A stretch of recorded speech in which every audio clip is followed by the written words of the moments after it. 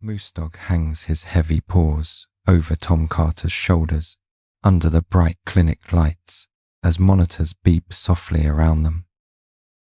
He clings to the big shepherd like a man who just outran the highway fog. Road dust still on his blue scrubs and fear tight in his chest. The dog's calm eyes stay fixed on his heart, as if guarding an old promise only he remembers, or a debt he refused to pass on. What will this stubborn loyalty cost them both? To understand why a tired man in blue scrubs clung to his old German shepherd in that bright little clinic, we have to go back to the quiet mornings on his small-town porch. The monitor over my kitchen table still beeps twice when it turns on, a leftover sound from my hospital shifts. I'm 58 now, still wearing the blue scrub tops home because they're comfortable.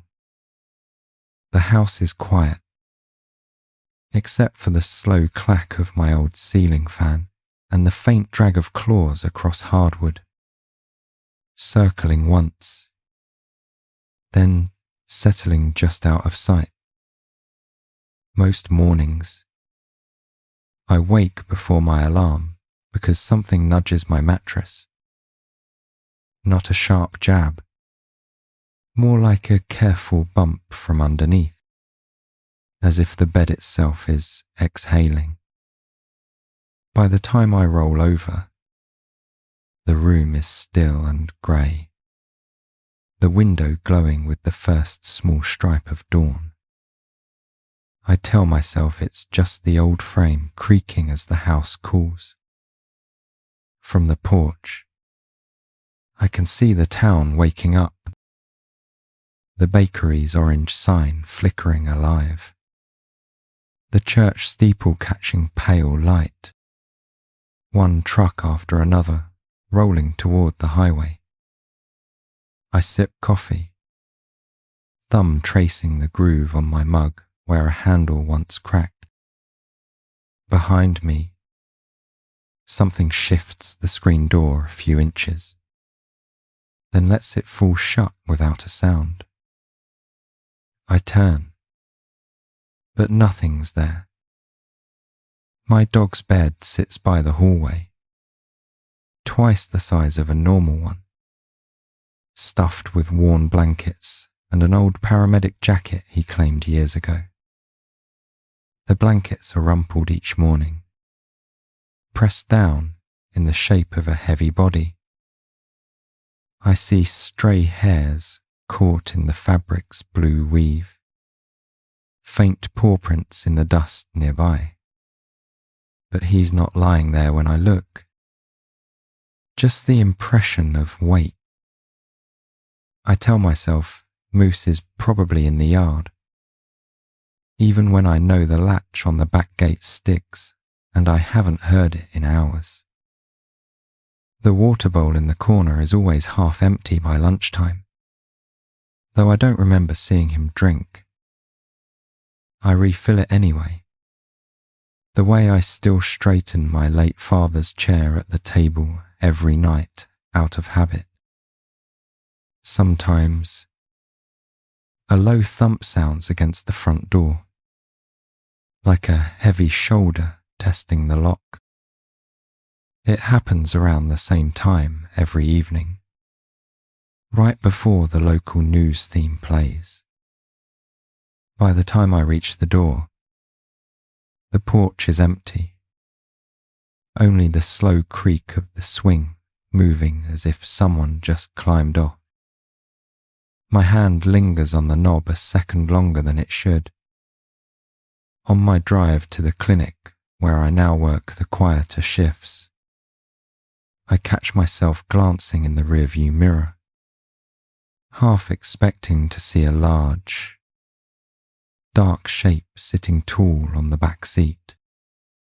For a heartbeat, I swear I catch golden eyes in the glass, steady and patient. Then a truck passes, headlights flaring, and it's just my tired face again, lined around the mouth. I tell myself it's age, or memory, or the way long nights in emergency rooms train you to hear footsteps that aren't there. Still, every time I lock the door, I get the prickling sense that something inside this small house is still on duty, still patrolling, still waiting for a call I can't quite hear anymore. And I'm not sure if that comforts me or unsettles me. It starts to feel less like coincidence on a Tuesday, the kind of grey afternoon when the town blends into its own cloud. I'm sorting files at the front desk of the veterinary clinic, the blue of my uniform catching the fluorescence, when I hear a scrape against the glass door. A heavy shape leans, then withdraws. The bell above stays still and silent. Probably the wind, I mutter. But I know this door. It rattles even when a kid walks by too fast.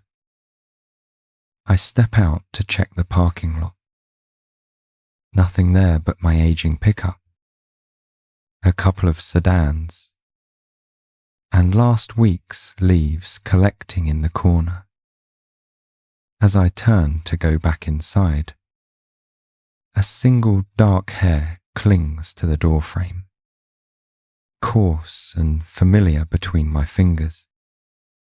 That night, I leave my boots by the back door on the mud tray like always. By morning, one boot has been nudged sideways, facing the hallway. The other remains straight, pointing toward the exit. The pattern repeats 3 days in a row. One turned inward, one steady, like someone big had stepped between me and the way out and then moved on.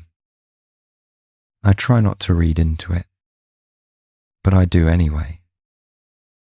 The first time I see him clear, it's in the exam room's reflection. I'm wiping down the metal table after a long day when the stainless steel flashes a hazy shape. A large German shepherd sitting beside me, head level with my ribs, coat thick and dark. His ears are pricked, eyes locked on me with quiet intensity. I spin around. The room, of course, is empty. My heart thuds in a way that has nothing to do with caffeine or age. I reach for the edge of the table, fingers leaving streaks on the damp surface.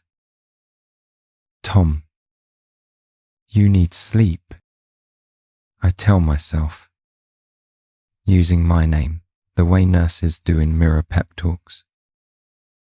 The words echo too loudly in the small space, bouncing off cabinets that hold bandages, saline, and sedatives labelled in careful handwriting.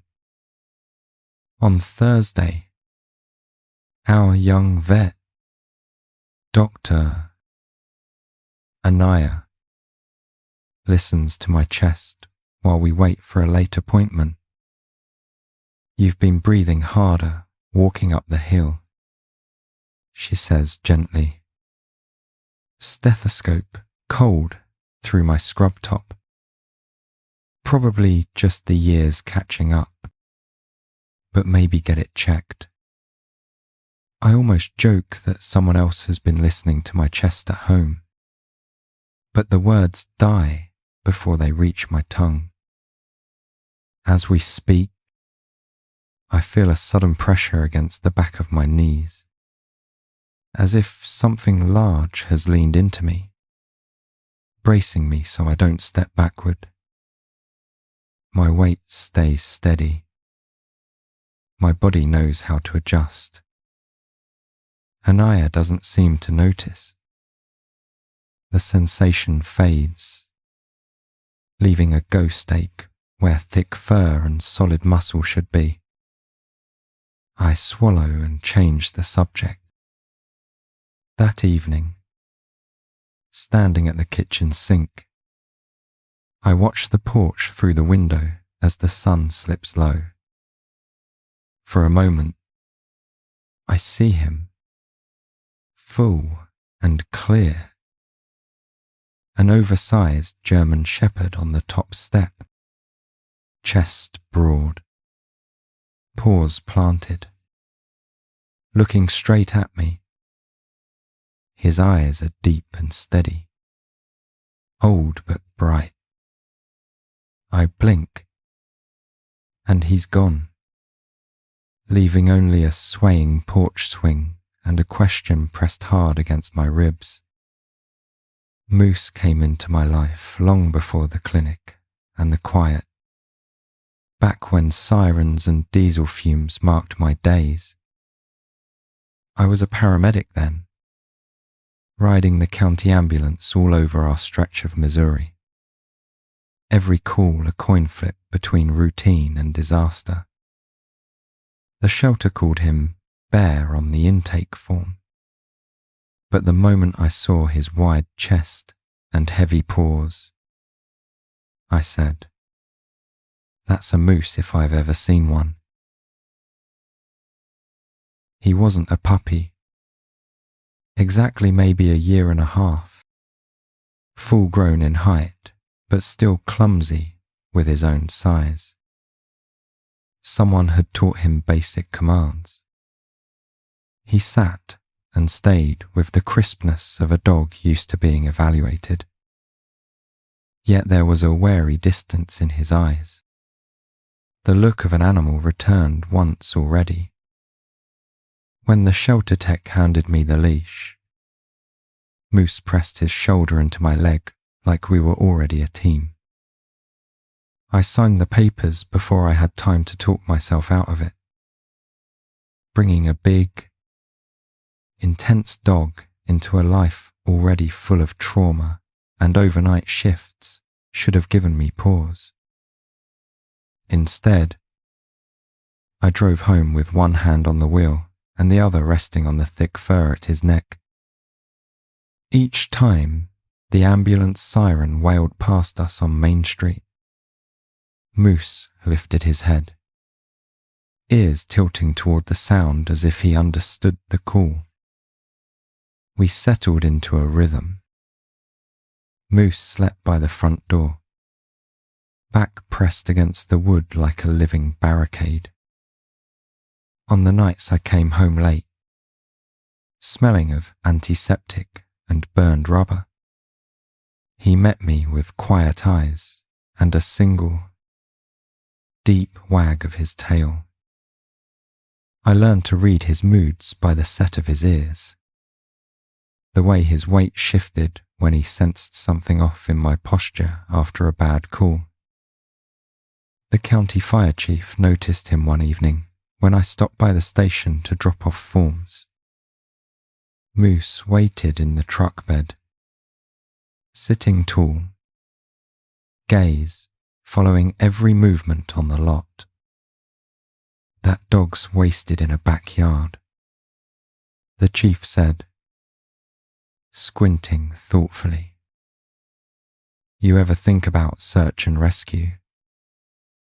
A dog like that could save some people." The idea took hold the way certain calls stay with you, quietly persistent.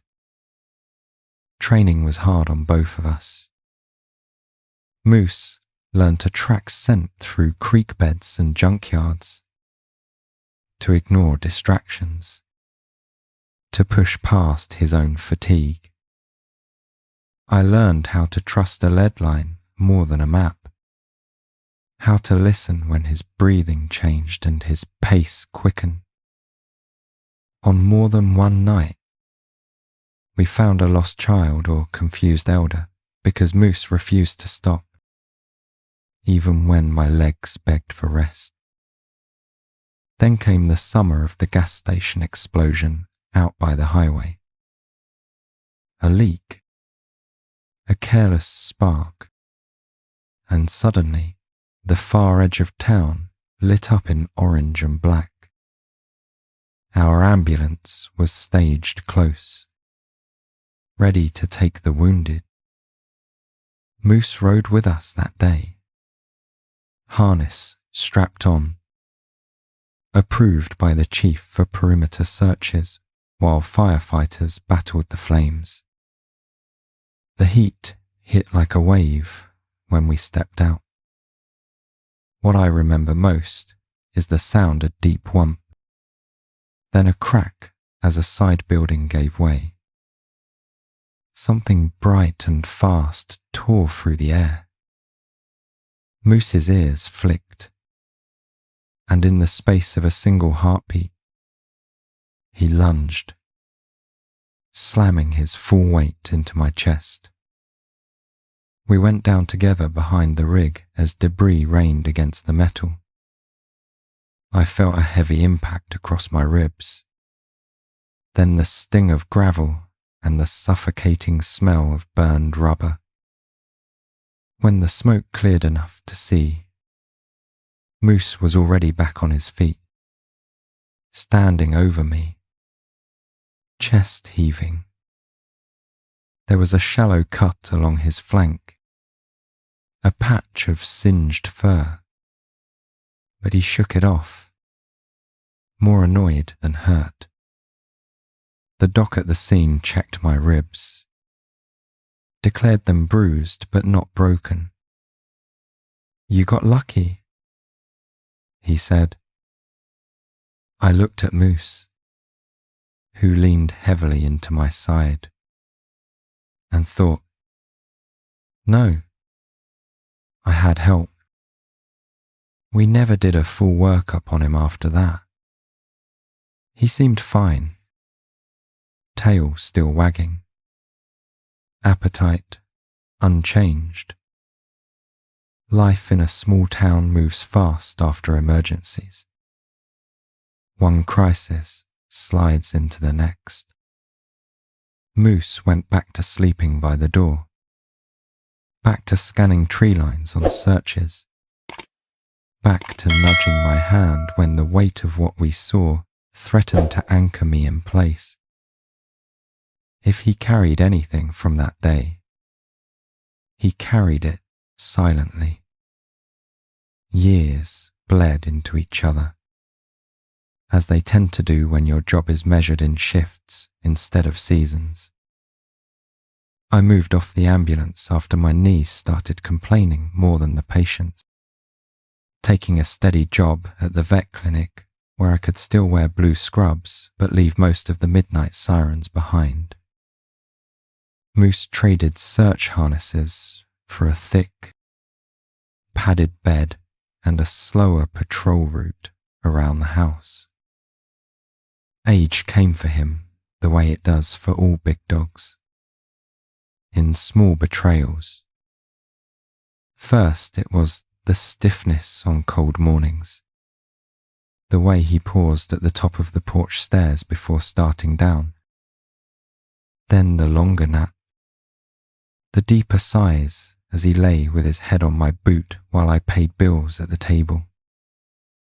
Still, his eyes stayed sharp, tracking every delivery truck and wandering teenager on our street. One evening, as rain hammered the roof and the local weather guy warned about flash floods, I felt that familiar nudge against the mattress. I was wide awake this time, listening to the storm. The bed shifted, a heavy weight pressing close to my side. A second later, something warm and solid leaned across my chest, right over the old bruise line I still remembered from the gas station blast. My lungs tightened, more from memory than fear. I reached out in the dark, fingers meeting thick fur and the solid curve of a shoulder. Moose was there, really there, breathing slow and steady. His front leg slid higher, draping across my ribs like a guardrail. In the flash of lightning through the blinds, his muzzle glowed silvered, eyes reflecting a soft, steady amber. He watched the window, not me, as if checking for something only he could see. "Hey, old man," I whispered, hand smoothing the fur along his neck. "Storm's not inside." My breath puffed against his ear. But he didn't settle the way he usually did. Instead, he pressed harder against my chest, the weight firm and insistent over the same spot he had shielded years ago. When the thunder rolled, he didn't flinch. I did. He simply stayed, anchoring me in place. The next day at the clinic, I mentioned his odd behavior to Anaya while we prepped vaccines. Older dogs get protective when they sense changes, she said, eyes thoughtful. Could be he smells something different in you. Could be old habits from the field. Could just be arthritis making him clingier. She smiled, but her gaze lingered on my face a moment longer than usual. Either way, keep an eye on him. At home that night, Moose followed me more closely than he had in years. When I went to lock the front door, he stepped between me and the glass, body filling the space, tail low but steady.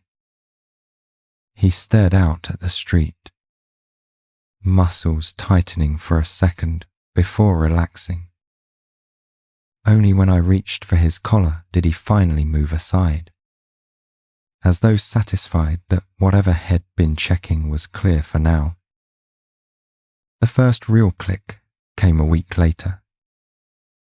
I woke from a nap in my recliner with a dull ache in my chest, the kind you blame on heartburn or age.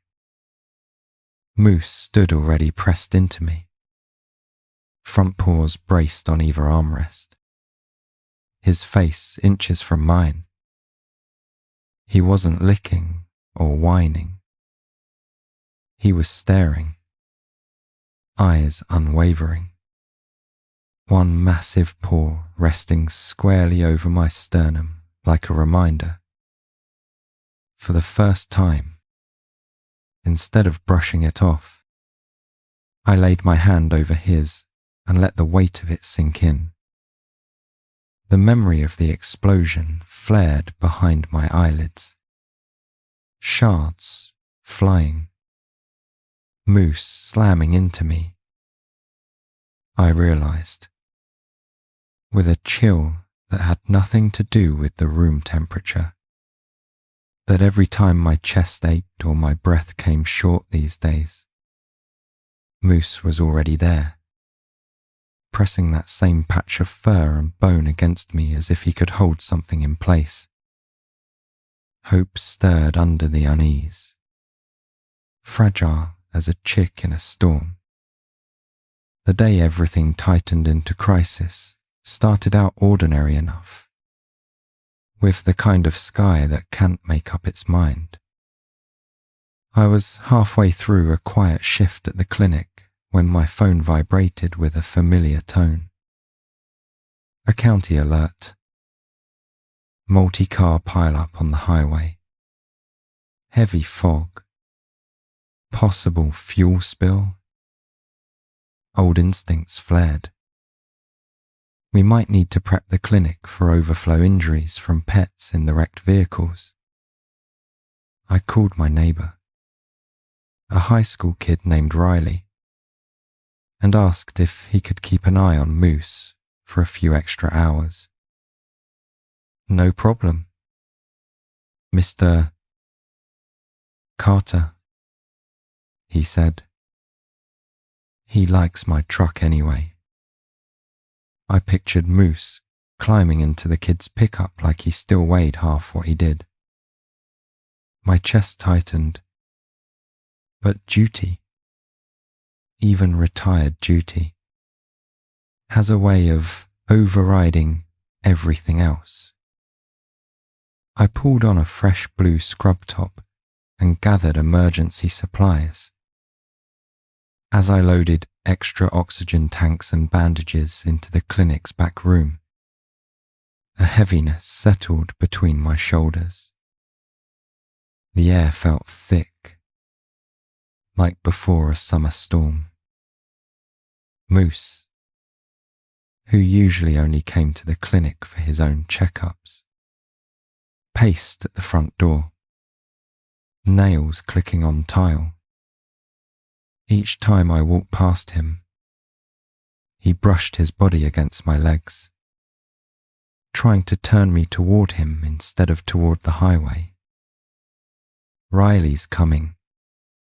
Buddy, I told him, rubbing the broad dome of his head.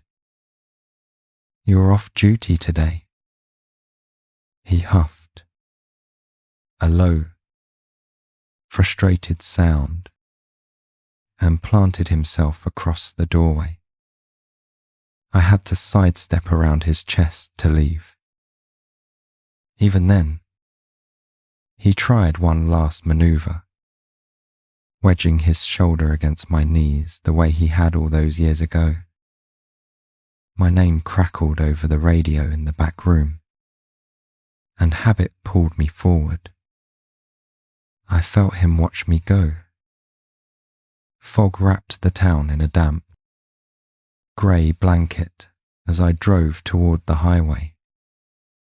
Sirens bled thinly through the haze, their location hard to pin down. My truck's headlights carved a narrow tunnel of visibility, signposts and mailboxes appearing and vanishing almost before my brain registered them. I felt that old familiar focus narrow in, the world shrinking to the next turn, the next hazard, the next breath. What I didn't know, not until later, was that Moose refused to stay put. Riley would tell me how the big dog paced his small living room, whining at each distant siren, muscles taut, how he pushed at the door handle with his nose until it clicked, then shouldered it open with more force than an old dog should have, how he trotted to the fence, tested the weak board had been meaning to fix, then drove his weight through it like a battering ram. By the time I reached the accident scene, Moose was racing the other way, following the sound of my truck's engine the way he once followed scent trails through the woods. Cars loomed out of the fog like wrecked ships, hazard lights blinking weakly. I parked crooked in the grass median, heart thudding as I took in the mess of twisted metal, shattered glass, and frightened animals trapped in back seats. We moved automatically, triaging both people and pets, shuttling the most fragile toward waiting ambulances or the clinic van.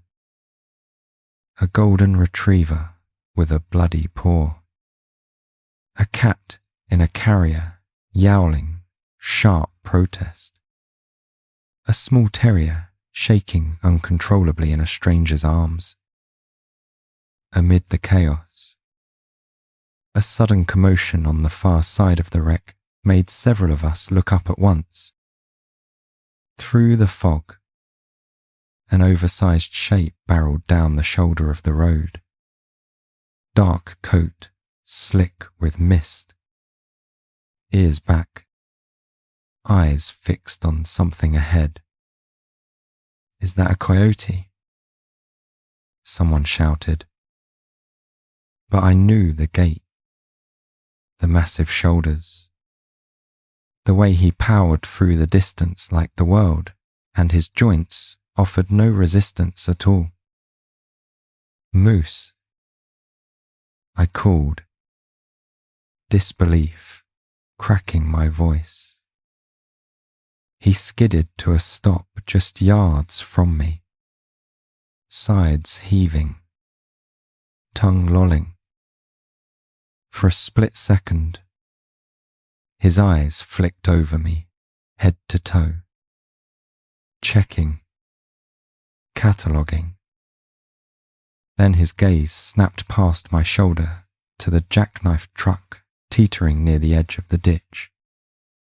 Slick mud crumbling under its rear tire. A paramedic I recognized was crouched beside it, bandaging a man's leg. The truck shifted with a groan of protesting metal. Moose lunged. In one massive motion, he slammed into my chest, driving me back and away from the sliding vehicle. My boots lost traction. We hit the muddy shoulder together as the truck's rear end dropped with a shuddering crash, right where I'd been standing. For a moment, all I could hear was my own pulse and the ragged sound of Moose's breathing above me. He didn't get up this time.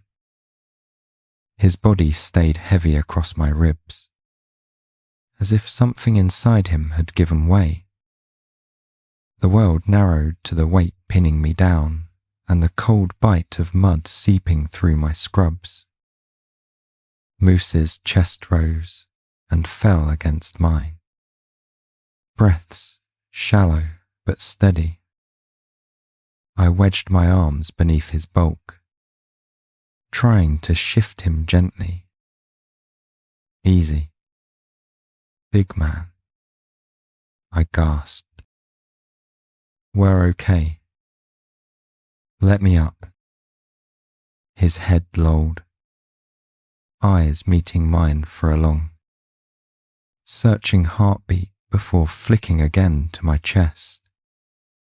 Then, finally, reluctantly, he let me roll him to the side.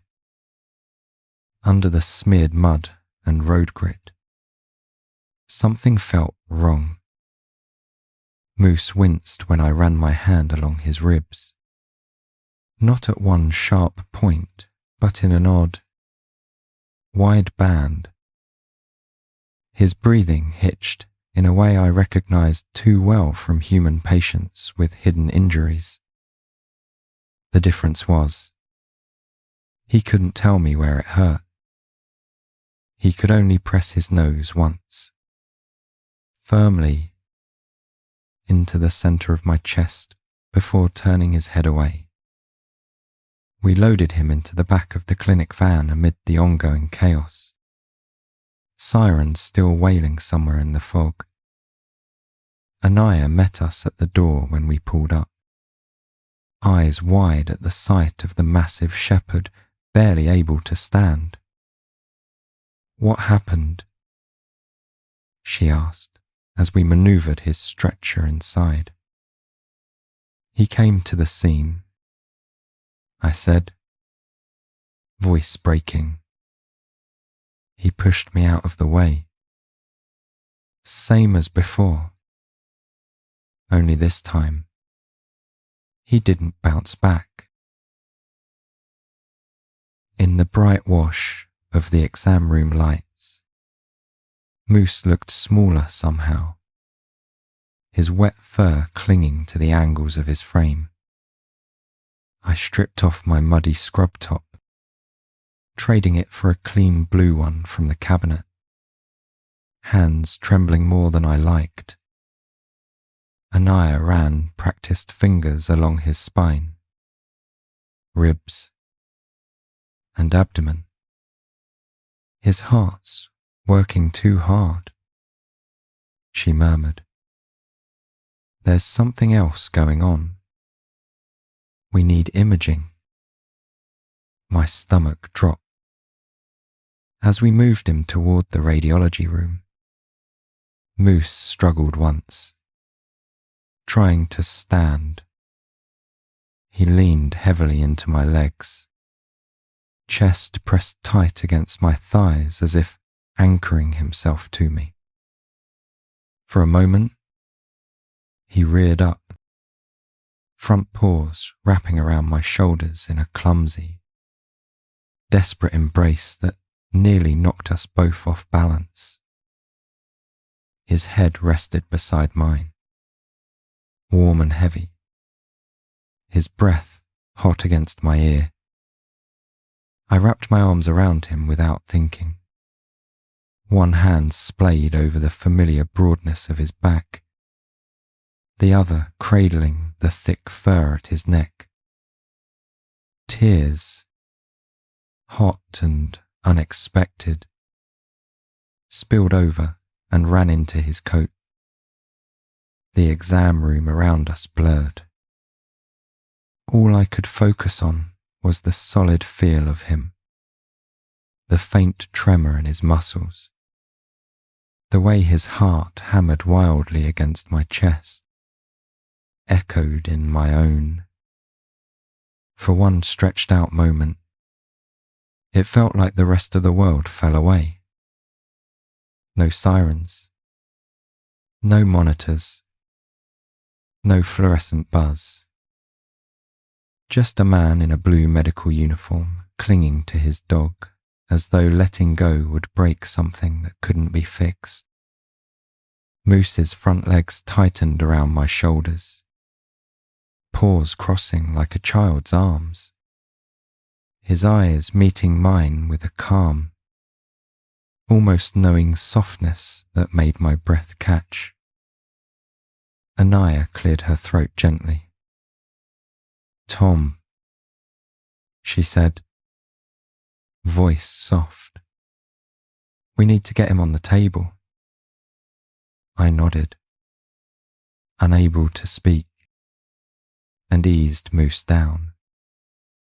He went willingly, gaze never leaving my face until the last second, when he turned his head toward the X-ray machine. Even then, his tail thumped once, weak but intentional, as if to say he was still on duty, still tracking the situation. The images appeared as ghostly shadows on the monitor, bones and organs rendered in white and grey. At first, I didn't understand what I was seeing. Then Anaya traced one pale cluster with a gloved finger. "This isn't new," she said slowly. "Has been carrying this for a long time." Embedded along his ribs and near his spine were tiny metal fragments, like a constellation of old injuries, each one a small, deliberate wound from some long ago blast. Memory slammed into me. The gas station explosion, the bright streak in the air, Moose's body hitting mine, the weight across my chest. Wed checked him for surface wounds back then. Sure, but no one had looked deeper. Why would we? When he walked away, now the evidence lay glowing on the screen. Proof that Head been absorbing that damage quietly. His oversized body hiding a secret cost it never fully understood. The strain on his heart, his lungs. Anaya continued gently. Some of this is age, but a lot of it is they've been shifting over time, making everything harder. I stared at the clustered shards near his spine, the ones closest to the shadow of his heart. Moose had thrown himself between me and flying debris, and for years afterward, every step, every breath had been heavier because of it. He had never once complained. I looked down at him on the table, sedatives starting to ease the worst of his pain. His eyes were half-lidded, but still tracking, still watching me. You knew, I whispered, hand resting over the shaved patch of fur above his ribs. You knew all along, and you still tried to keep me upright. Understanding settled over me, bittersweet and humbling. His constant pressing against my chest, his insistence on being between me and danger, it wasn't just habit. It was his way of carrying the memory so I wouldn't. Anaya outlined our options. Risky surgery to remove what fragments they could, or medications and rest to ease his remaining time. Hez older, she said, not unkindly, but his spirit's strong. If we go ahead, it will be because you both still have fight left in you. Moose's gaze slid from her back to me, and his tail brushed the table once more. I stroked his head and made the only choice that felt honest. Hez saved my life twice. I said, I owe him the chance to make his own way a little lighter. Recovery was not a straight line, so much as a slow, uneven circle. The surgery removed some of the worst fragments, the ones pressing into nerves and making every step a hidden battle. Others had grown too entwined in old scar tissue to risk touching. Hell always carries some of it, Anaya said, but it should hurt less now. I thought of all the things I carried quietly and nodded. That seemed fair. The first week home, Moose's world shrank to the living room and the short hallway to the back door. I laid my old paramedic jacket under him, the same one Head slept on for years. He refused the soft cone we tried, content instead to rest his head on my foot, warm weight reassuring in its familiarity. When the pain meds made him drowsy, his paws twitched in dreams, but his expression stayed calm, not haunted. I adjusted my life around his new limitations without really thinking about it. Longer lunch breaks so I could come home and let him out.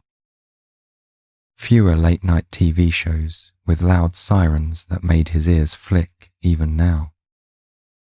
When my chest tightened, climbing the clinic stairs one afternoon, I finally made an appointment with my own doctor. You waited too long. She chided gently. Scheduling tests, Moose had been telling me that for months. Our walks became slow processions instead of workouts. We stuck to the sidewalk that looped around our block, with a detour to the little park where kids learned to ride bikes on wobbly training wheels. Moose moved carefully, weight shifting with deliberate grace.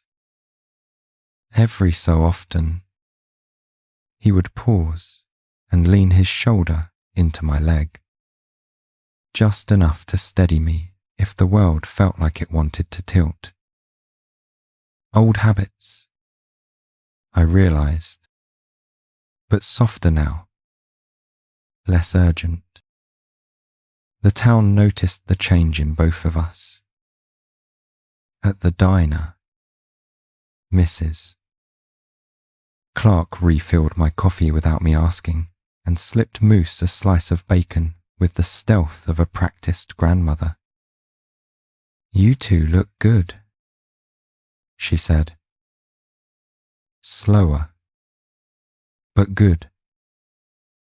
At church, folks who'd once only known me as the ambulance guy now asked about the clinic, about Moose's progress, about the weather.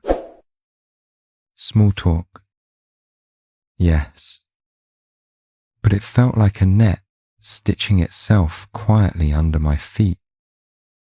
There were evenings when the ache in my chest had nothing to do with arteries or strain, but with the sight of that once mighty body moving carefully across the yard. Moose no longer leaped up at every car door slam, but he still took one last patrol around the fence line before settling on the porch. Head paws in the doorway, gaze sweeping from street to sky to my face, as if confirming that his watch could, for now, be shared.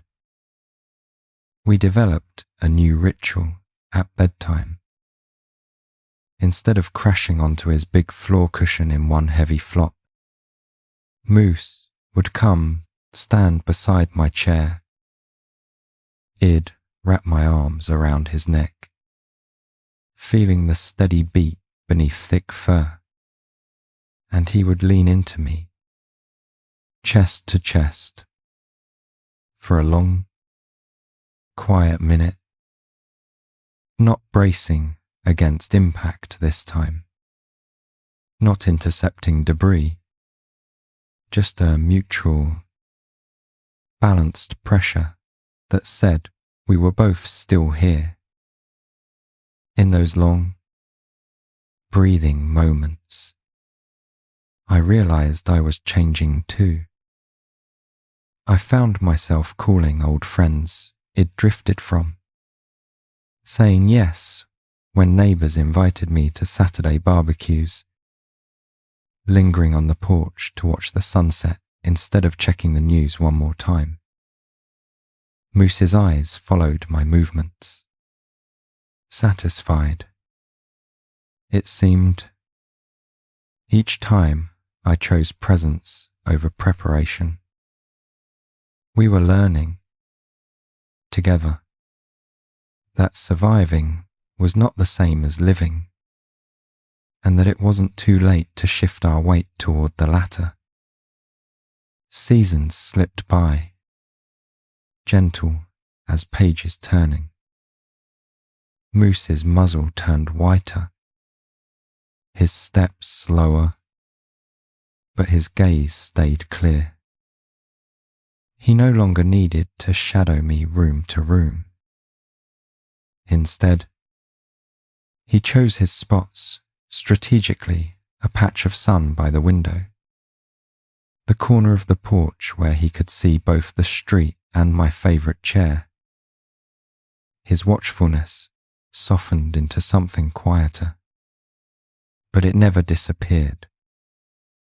At the clinic, I found myself drawn to the older dogs and their anxious owners. He'd kneel beside greying muzzles, fingers moving with the confidence of practice and the tenderness of someone who knew what it meant to face time's steady march. Hez still got good days ahead. He'd say honestly when it was true, and when it wasn't, he'd sit a little longer, letting silence carry what words could not. Moose's x-rays hung in the back room as a reminder of what love sometimes costs. Our small town adjusted around us, as towns do. Kids who once asked if they could pet the big scary dog now bent carefully at the knees, offering slow hands and gentle voices for the old hero. Moose accepted their affection with the dignity of a retired firefighter accepting a handshake. The story of how Head knocked me out of the way twice now, folks said, became part of local lore, told over pie and coffee on rainy afternoons.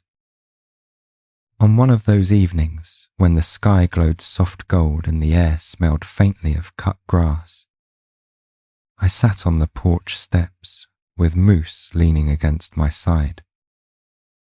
The monitor inside the house beeped faintly, marking someone else's heartbeat miles away, a sound I now associated with life more than crisis. I rested my hand over the broad curve of his chest, feeling the slower but steady rhythm there. He sighed, a deep, contented sound, and rested his head on my knee. I thought about the fragments still inside him, the scars inside me that no machine could image, the way we had both learned to move through the world a little more gently, a little more open. The porch light cast a soft halo around us, turning his greying fur silver. I bent closer, my voice low and certain after so many years of uncertainty. I'm glad we found each other. I'm not alone anymore. If this story touched your heart, drop a simple 1 in the comments to let us know you were here. Your support keeps these gentle stories alive. Don't forget to subscribe and stay with us, because the next story might just be the one that finds you when you least expect it.